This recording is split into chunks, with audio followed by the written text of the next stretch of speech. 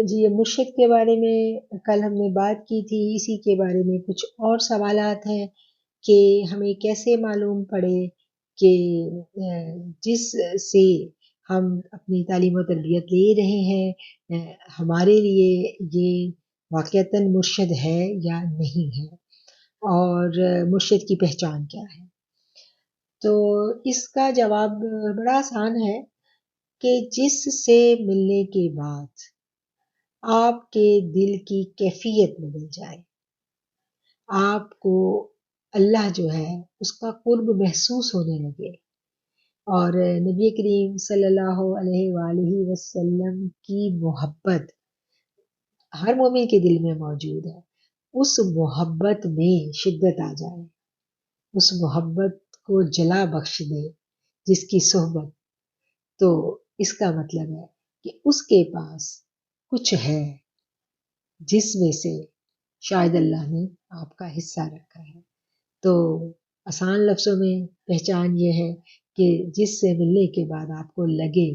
آپ جس استاد سے ملنے کے بعد آپ کو لگے کہ آپ ان سے ظاہری تعلیم تو آپ حاصل کر رہی ہیں، لفظوں کا علم تو مل رہا ہے، لیکن قلب کی حالت بھی بدل رہی ہے۔ جب یہ لگنے لگے تو پھر کیا ہے کہ پھر آپ سمجھ جائیں کہ شاید انہی کے پاس آپ کا کچھ فیض اللہ نے رکھا ہے جو آپ کو لے لینا چاہیے۔ اچھا، اب اس میں سم ٹائم یہ بھی ہوتا ہے کہ ہم کسی سے ملتے ہیں اور ہمارے دل کی حالت بھی بدل جاتی ہے اور ہمیں بہت اچھا بھی لگتا ہے، اور ہمارا جی ایک دم سے گواہی دے اٹھتا ہے کہ یہ اللہ کے نیک بندے ہیں یا یہ اللہ کی نیک بندی ہے، اور ہمیں لگتا ہے کہ ہمیں اس سے کچھ ایک انسیت اور تعلق محسوس ہوتا ہے، اور ہمیں اچھا لگتا ہے، ہمارا دل بھی گواہی دیتا ہے۔ پھر کیا ہے کہ پھر ہم جا کے اس پہ غور و فکر شروع کر دیتے ہیں، اور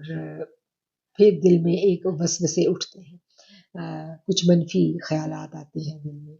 اور ہم پھر کسی سے مشورہ کرتے ہیں،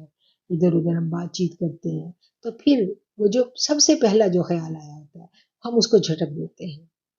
تو کیا ہے کہ ہم کہتے ہیں کہ نہیں نہیں، وہ پہلا خیال ٹھیک نہیں تھا، یہ بعد والی بات ٹھیک ہے۔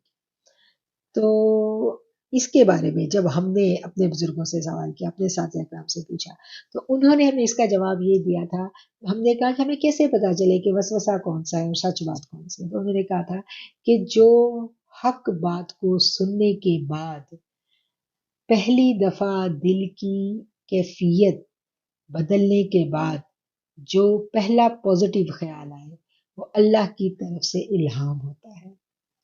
لیکن جو اس کے بعد میں آئے،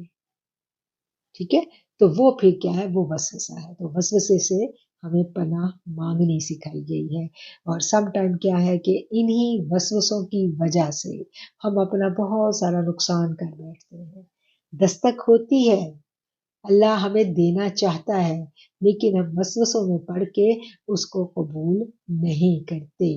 اللہ کی رحمت جو ہے وہ دروازہ نوک کرتی ہے، ہم اس کو دیکھ بھی لیتے ہیں، ہم اس کو پہچان بھی لیتے ہیں، لیکن پھر ان وسوسوں کی وجہ سے ہم کیا کرتے ہیں کہ ہم اپنے دل کا دروازہ اس کے لیے بند کر لیتے ہیں، تو پھر ہمارا جو سفر ہے وہ اور لمبا ہو جاتا ہے۔ ہم بات وہی آ جاتی ہے کہ ہم غور و فکر نہیں کرتے۔ جب ہم غور و فکر کرنے لگتے ہیں تو یہ ساری باتیں جو ہیں ہمیں خود بخود سمجھ آنے لگتی ہیں۔ اب آج آپ دیکھیں کہ ہم نے دو باتیں سمجھ لی، کہ پہلی بات یہ کہ مرشد کی پہچان،